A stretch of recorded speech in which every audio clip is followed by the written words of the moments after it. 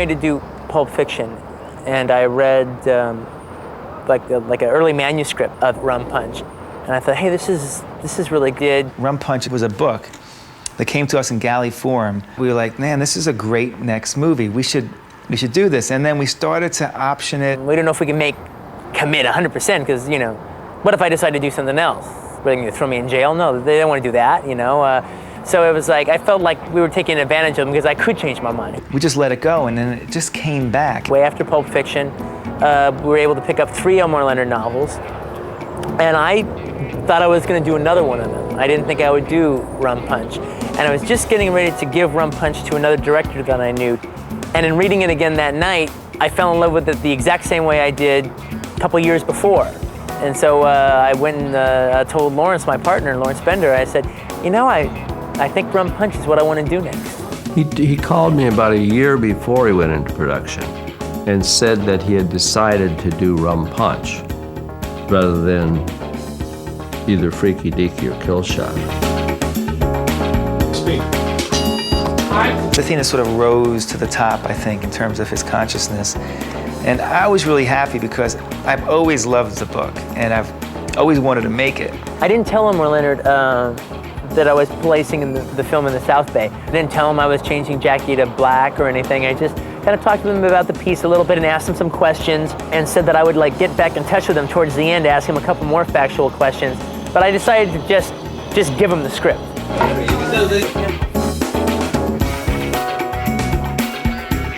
Mark. I think we were both a little worried that Elmore Leonard was going to get like, what did he do to? I mean, what did he do to my book? He wrote to me, no, he called me, I mean, right before I went into production on Jackie Brown. He said, I've been afraid to call you for the last year. And I said, why? Because you've changed the title and the color of the main character? And he said, yeah. I said, well, that's all right. Do what you want. You're the filmmaker. And he really liked the script. Then he came back and said not only did he thought it was the best adaptation of his work he'd ever read, he thought it was maybe the best script he'd ever read. So it made me feel really good.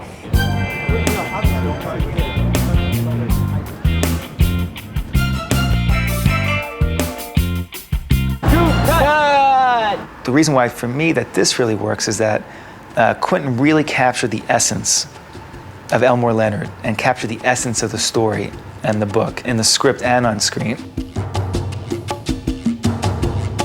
Jackie Brown is a wonderful script, and I thought it was a great film for Quentin to do, and because it's much more serious, and it's also older people. It's a wonderful follow-up to Pulp. You know, he has it in him, and we weren't out to make Pulp Fiction 2. We were out to do a completely different movie. I didn't know how Quentin would be able to adapt the book or a novel to his style of filmmaking. And action. Miss Gilmore, this is Max Cherry. I'm your son's bail bondsman. Now look, Reggie, hang back here, man. This shit down. Look, Reggie is in big trouble, and if I don't get him back to jail tonight, it's going to get bigger. That's right. Now I need to pick him up, and I need you to make sure that he's there when I do. If I don't get him to jail tonight, your son's going to be looking at serious time. Quentin said, it's about 50% Elmore Leonard and 50% me, and that's about right. You know, there's a lot of things in the book that aren't covered, but the human relationships and the caper, of course, were there in the original. But Quentin, of course, made him his own. I told Quentin, I said, if you and Elmore Leonard had a child, this is what this is, because it really, I think it maintains a lot of that same feeling. Market. Action. Hey! Oh, hi. Are you here? I was waiting for the phone. Good luck, that guy's been on it since I've been here. Well, I guess better find another one. Thanks anyway. Cut.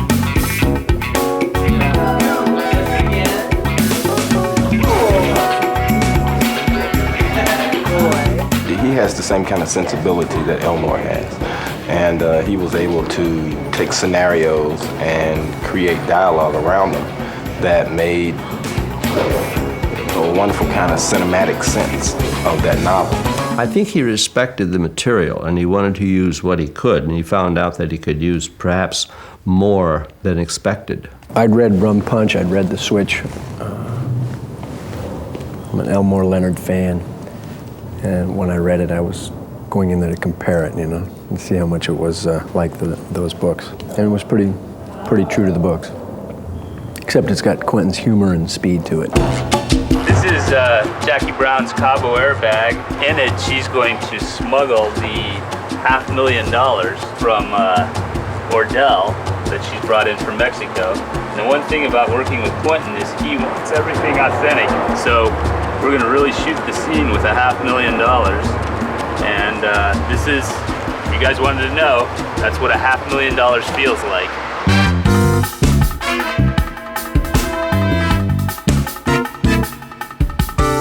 It was just an explosion, the 70s, which I think is probably why everyone's interested in going back and looking at it with a magnifying glass to see what it was about. You know, it's documented, you know, now how knowledgeable he is. It's like weirdly encyclopedic. I mean, weirdly in a good way.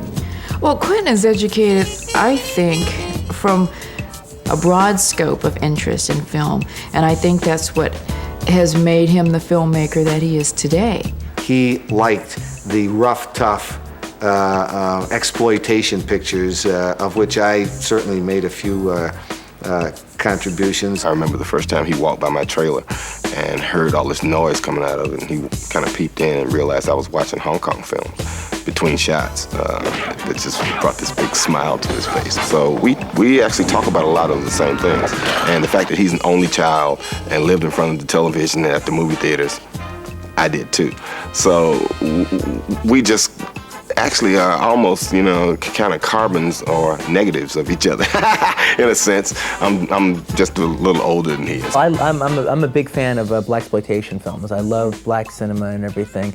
And yeah, this is, you know, I mean, this movie is what it is. It's not a blaxploitation movie, you know. It's just, it takes its tone from that. I like to call him the Rain Man of filmmaking. If you talk to Quentin about an obscure film like Bikini Models of the Amazon or some strange film that you would never think of, he will not only know the actors and the director, but he'll know who did the costumes for it. He loves the genre. He's a huge fan of the 60s and the 70s. It was a good time. It was a time of innocence because the 70s were the rewards of the 60s and the 50s. The marches, the restrictions were down. We had more freedoms given to us, and all across the board, not just the black community. I know that he spent a lot of time in the black community and going to films and hanging around people, so he knows what he's talking about. I get my inspiration from my community. I'll look at Black Enterprise and see all these women who are doing phenomenal things. That inspires me, and it's cyclical. They inspire me, I inspire them. The audience knows, because we are basically, you know, representing them. And I think that's a part of developing who you are and your humanity, being interested in other human beings. The most integrated place I've ever seen in my life was a housing project in Tennessee, where you had all the poor blacks and the poor whites living right next to each other in this housing project, all right? And everybody was cool with everybody else. They were just all completely in the same boat. I'm not very critical of what he does, or I don't question it in certain ways like a lot of people do, or his right to say things or write things that other people say, especially like the word nigger. So I just kind of deal with it. You know, Quentin is who he is, and he's very literary. But I had to say, my feeling about that is the same as my feeling about characters like saying, you know, cuss words or violence or something like that. If Elmore Leonard had written more violent scenes in the book and they had been organic, I wouldn't have hesitated about doing them at all right? But I wasn't trying to crank it up for that. There's a very distinctive style, and not only that, all of his scripts have words in them. There aren't like 14 pages of descriptives where you don't have people talking for like 8 pages because they're saying, okay, he gets in the car, he walks down the street, he jumps over this, he runs this way. The people are talking, and things are moving with dialogue. Marker? Settle quietly. Camera set. Placement. Okay, ready, guys? Here we go. So you're starting off pretty provocative with this first little tidbit. Okay? Action. Odell has a guy working for him named Lewis. Did you two meet? Yeah, this afternoon before I came here. You know, Quentin's been a Pam Grier fan forever. And then when we met her on Pulp Fiction, I was like, this woman is such an awesome lady. He called me in for an audition for Pulp Fiction for the role that Rosanna Arquette played, but they'd already hired Eric Stoltz. And I guess Quentin after a while said, he's not gonna tell Pam to shut up. You know, maybe that just won't work. Well, if it's so important, why didn't you keep with the shot? I don't know! Stop bothering me! Listen, what are you looking for? That girl's gonna die in our carpet. You're never gonna find anything in this mess. I'm going to For 6 months, kill you! I've been telling you Shut up! to clean this shit up. Get in here! Right? Fuck out of my way. Pig. She gave a great reading, and I could have cast her, but just wasn't quite right. And he said, but we're going to work together one day. And I said, oh, yeah, right. Yeah, sure, you're going to go through the roof with this, and I'll be seeing you at premieres or something. But I did a good reading. We had a great time. And when I walked in, they were all my posters from 20 years ago when I was like a little piss and vinegar kid. And he had them. I said, did you put these up because I was coming over? And he said, no, I was going to take them down because you were coming over. I'm a big fan of coffee. I'm a big fan of the director Jack Hill, who kind of discovered Pam, and they did The Big Birdcage and The Big Dollhouse and Coffee and Foxy Brown. He has been a big fan, has had posters in his office, forever. He's been collecting them. And I didn't know I was a cult figure. He informed me. You know, she looked like Christy Love. Remember that TV show, Christy Love, about the black female cop? She always used to say, You want to arrest, sugar? What's the name of the chick who played Christy Love? Pam Grier. Well, it wasn't Pam Grier. Pam Grier was the other one. Pam Grier did the film. Christy Love was like a Pam Grier TV show without Pam Grier. So who was Christy Love? What the fuck should I know? I've watched Pam for a long time. I guess the first time I was standing there rehearsing with her and I had my hands on her throat, I'm sitting there saying, I'm about to choke coffee. This is kind of chilling to be there and doing that, and it's kind of exciting in the same breath, And it's kind of hard not to fall in love with her when you're standing there looking at her. She's so good. She's got so much energy, and she's vibrant, and she's tough when she wants to be, And yes, and her standing up against Samuel L. Jackson, that's the action in it. That's the story. A big thing about her character is the fact that she's in her mid-40s. A lot of people, if they were making a movie, they would just immediately change that to 32 or something like that. No, it's a big thing that she's in her mid-40s. And so I had to find an actress that is mid-40s, looks like she's mid-30s, looks wonderful, all right, and looks like she can handle anything. And I was trying to think of who that would be, and I go, well, Pam Grier kind of fits that bill. That would be pretty terrific. Quentin had the confidence to say, Pam will have all of that I need for Jackie to really, now we've got Elmore Leonard's characterization, and he writes so descriptively well, and we have Quentin Tarantino's energy and excitement and timing and style. Now Pam will bring all this from the street. You're taking a hell of a chance, kid. Not really. If he finds it, I'll say Mr. Walker put it in there. And I didn't know anything about it, like the coke. Well, then you're out. You get nothing. Yeah, but I'm not in jail, and at least I tried. You're gonna have surveillance all over you. That's why you don't make a move until I come out of that fitting room. She's intimidating. I mean, she's tough. And at the same time, she is the sweetest, nicest, so tender. It's just really, I love her. We just started, literally, we're just in rehearsals, and I was thinking, well, when the film's over, I wonder if I'll be able to stay friends with her, if she's just gonna disappear. Because she's this great soul.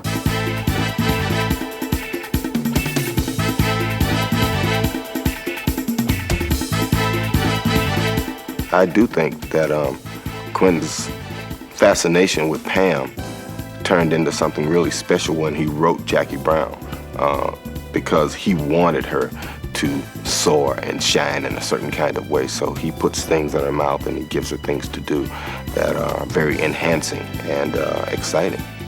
He was so excited about working with one of his all-time favorite actresses that, of course, that passion made it so exciting. It was thrilling, and I got just as excited as he because he was just so enthusiastic about working with her. I think that with Quentin's name and Quentin and Pam Grier together, it's such a kind of exciting 1-2 punch.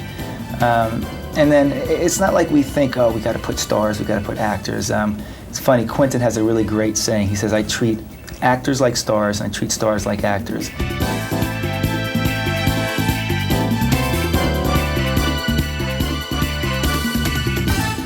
The only thing that's weird about, like, oh, so you revive people's careers, huh? And that's your thing.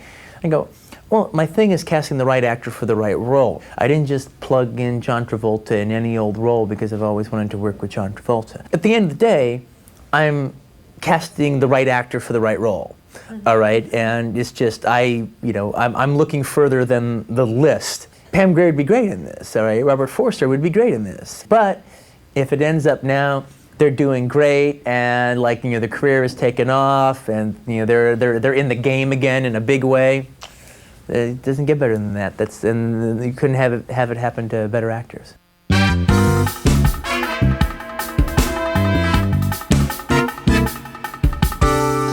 I've always been a big fan of Robert Forster. I was always a big fan of his as an actor, and I've always liked his work a lot, and I've wanted to work with him. Some years ago, he sold a script to a guy I know, True Romance. And when he sold him the script, he said, and this part goes to Robert Forster. Eventually, they took the movie away from this guy and sold it to Tony Scott, apparently, and Christopher Walken did the part. He came in and auditioned for Reservoir Dogs, and wasn't quite right, but really loved him. I was reading for the part that Lawrence Tierney eventually played. But when I read for him, Quentin said, you know what, this might not work out, and if it doesn't, don't worry. He said, one of these days I'm going to use you. 20 years, holy God. What for? Bad luck. I guess you can say that again.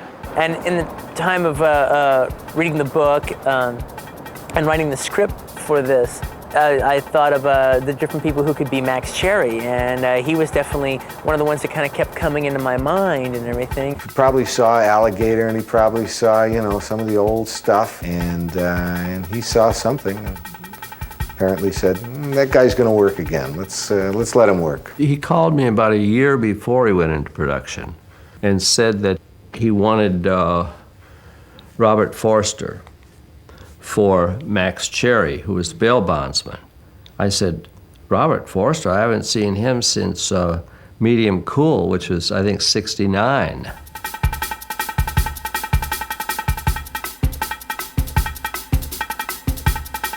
He said, oh, he's still around, he's still working, and he was perfect. There's a lot of casting directors basically just don't do their job. They know who all the other casting directors know, which is basically everybody who's on that A-list and hot B-list. Yeah. All right, but then there's there's actors like Robert Forster who have been around forever. So all right, and say, where did he go? Well, he didn't go anywhere. All right, he's been working. All right, a lot of his stuff has gone straight to video, and some of it's not good, and some of it is, and that's what it is. But his work is always good. When Quentin said he wanted to cast him, I was like, that's a really good idea, but why don't we see other people? And I was like doing that kind of thing.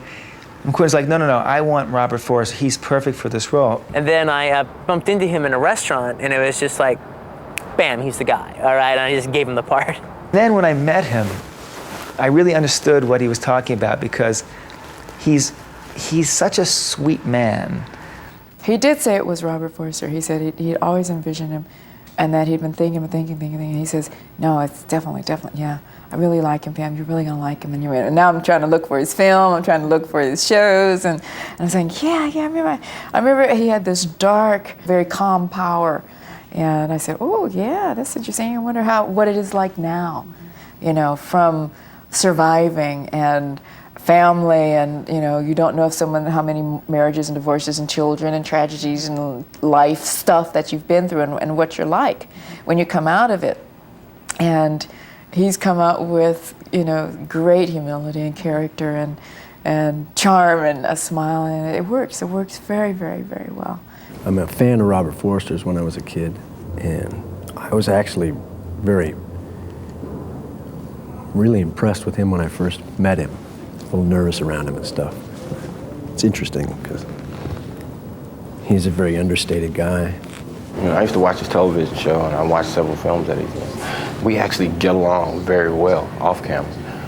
Just kind of interesting because those two characters kind of butt heads, but sometimes you have to have that kind of rapport off camera so that when you do the things that we have to do on camera with each other, you know, you're able to do them and not have any self-consciousness about it. It was fun, you know. You get feelings when you're doing scenes with someone that things are going right and that they're clicking. And every scene that I did with Robert had that feeling. Sam Jackson, I never worked with anybody as good. See, this guy's from theater, so he prepares the way I try to prepare. Quentin said, yeah, Sam's gonna play Ordell, and I said, ooh, another nice move. Sam, he just says Quentin's lines probably better than anybody else alive. Some kind of karmic meeting somewhere in there that when Quentin writes the stuff, it comes out of my mouth kind of naturally.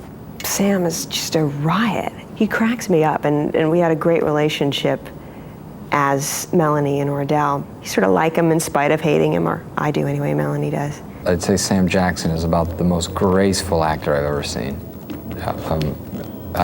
He's just totally graceful, the way he works. It's really, really impressive. Sam has a lot of power and in his work, you know, intensity. And he has such a presence, and I was just fascinated by it. Now, I've seen him play, you know, the character in Pulp Fiction. And I will strike down upon thee with great vengeance and furious anger those who attempt to poison and destroy my brothers. And you will know my name is the Lord when I lay my vengeance upon thee. Where will he go on this one? That was my curiosity, you know, and he's just done a phenomenal job, just phenomenal. I actually create a lot of stuff around my characters, and I bring stuff to them. Like, this whole thing is like something that I brought with me, because this is who I thought Ordell was. And Quentin has all this other stuff that he's bringing. And we find a way to meet and take the stuff that I bring, the stuff that he has there, and the kinds of things that he wants to do inside a scene, and make some kind of magic happen. Samuel L. Jackson added a lot, I thought, to the part. In fact, there was a scene, one scene in particular, when the scene starts up on the balcony of an apartment house, and then they come down and then they're standing by the trunk, and he wants them to get in the trunk.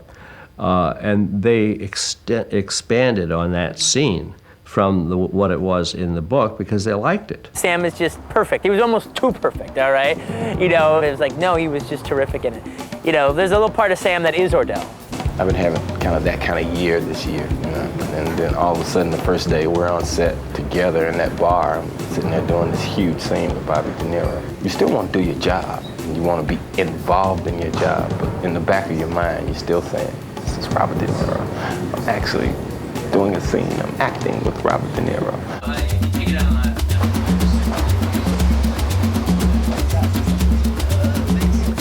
Robert De Niro was somebody that we were actually talking to about working with on another project. We were circling around. It was kind of funny how Bob got the script because I wasn't 100% sure that he would respond to Lewis. And before I'd even built up the courage or whatever to send it his way, Harvey Weinstein had slipped it to him. He's so great in this movie. It's a character that you really haven't seen him play. And it's an amazing performance. It's very subtle and very funny. He's got some funny lines and everything, but it's really a character that's internal. It's a character where the characterization is all done through body language. But like the way the guy stands, the way he sits, the way he smokes a cigarette, you know, all those kind of things. Well, that's one of the things that Robert De Niro does as well, if not better than anybody else, all right, is inhabiting a character through behavior. I had no idea what he was doing until I saw the film, and then I realized, oh my God, he is like discovering the world again after being locked up for 4 years. He's got his own thing going. it going beautifully. It's so specific and subtle and just pays off so great. And I thought De Niro was great, the way he played the part. This guy had been to prison and he had learned a few things, but it also, you see some wear and tear on him. From the first shot between him and Sam Jackson, you just really know who Lewis is by just the way he's holding that little drink of his and his kind of slumped over thing and just kind of half listening, half falling asleep. All right, yeah, with both Ordell droning at him and these girls, you know, getting him, and then it's not until you go to the mall that you actually have any plot function. Yeah. Right? In the movie, you know, Lewis' character is very much freed of the plot. You literally get to know him the way you get to know somebody in real life. You get to know him through hanging out with him.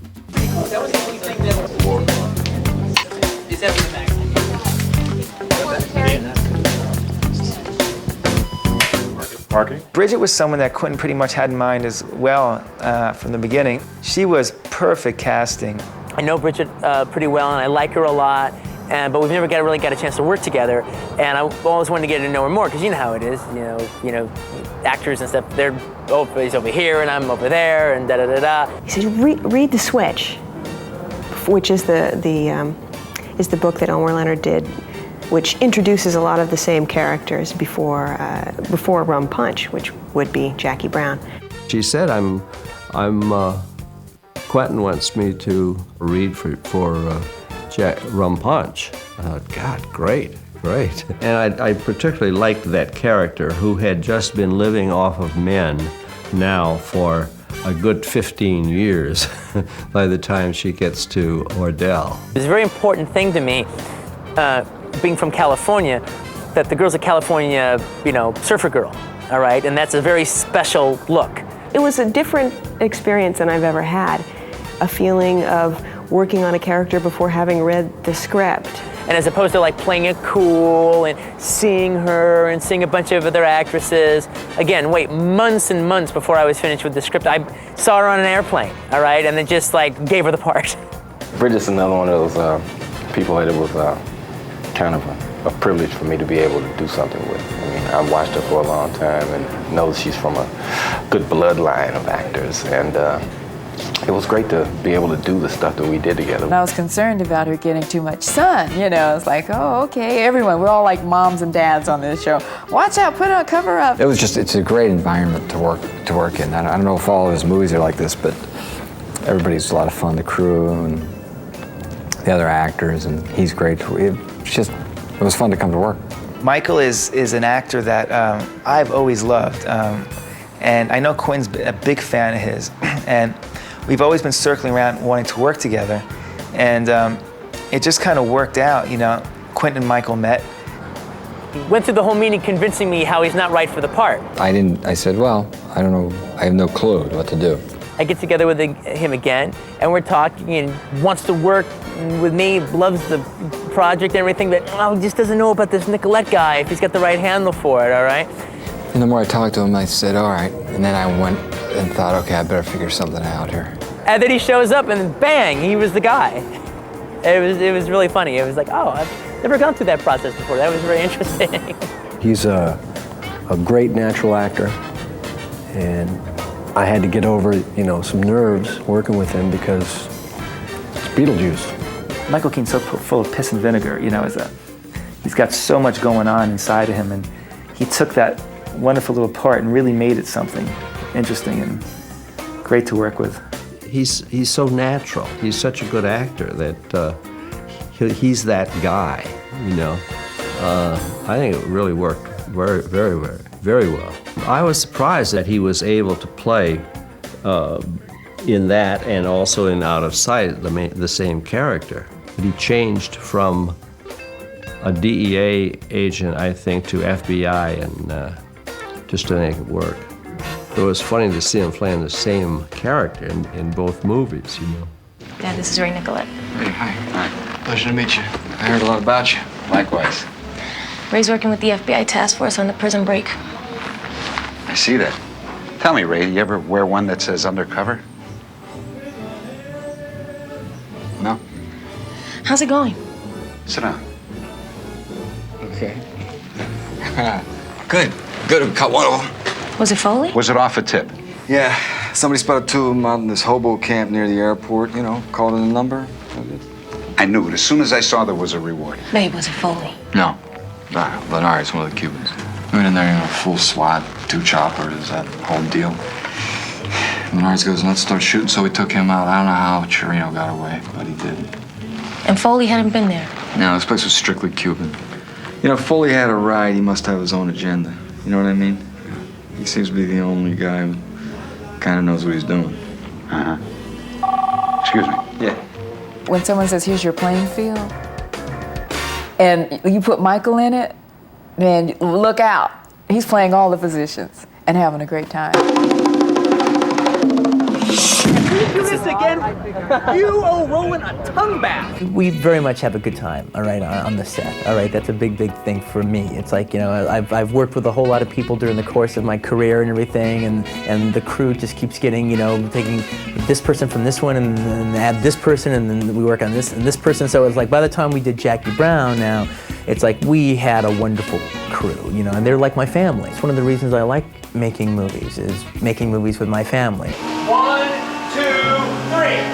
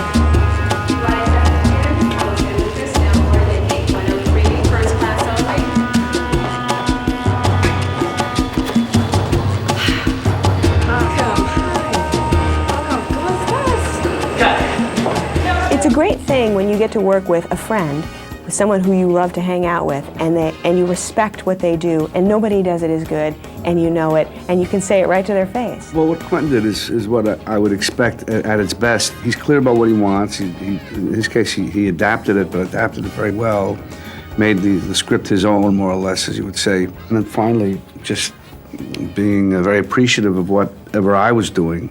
And if you have a director who is responsive to that, and has that sensibility, it's a lot of fun. Quentin has found a way to come in and be very gentle and say, take your time, calm down, and just kind of, you know, be in the moment. He's so great, and his films are so much fun, and he also tries so many different things. Let's try this here, let's try this here, let's do a split screen here, let's do this, let's do that. He's so much fun to work for. I think he's in the ideal position that he writes, produces, directs, and knows what he's doing, and it's something new and different. It's always fresh and fun. This guy is so generous. He's generous to everybody, and not just the actors and not just the big guys. The set was full of people who love him, and there were laughs all day long.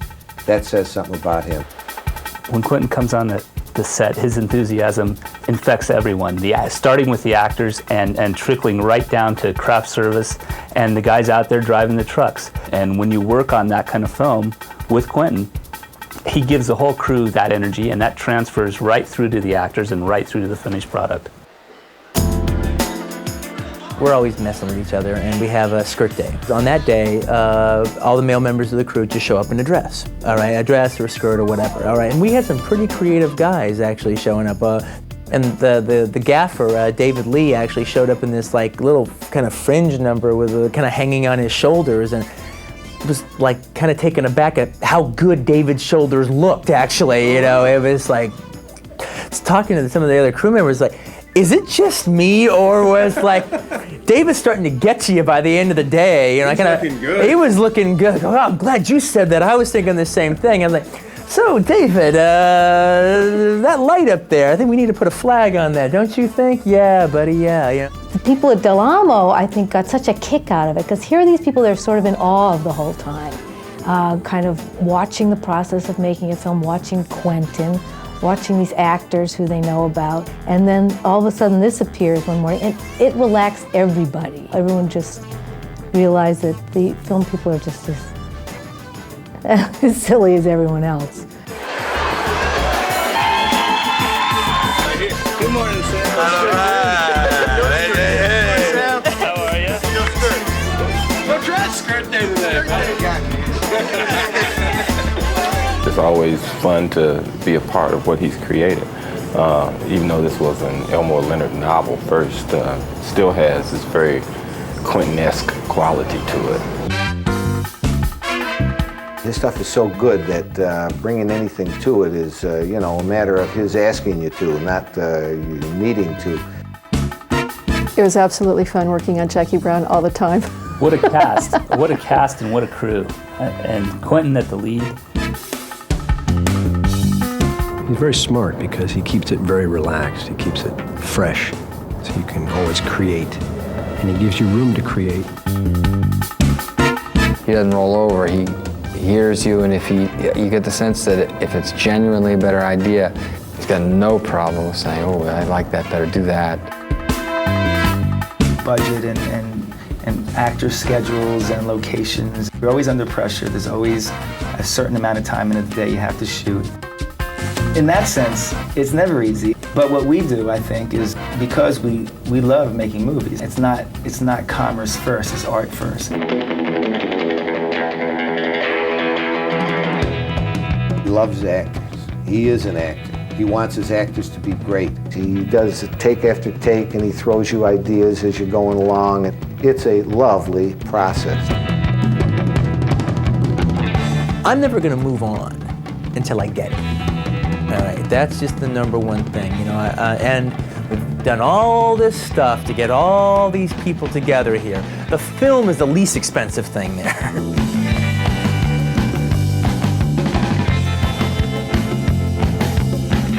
It's about the journey, it's not about the destination.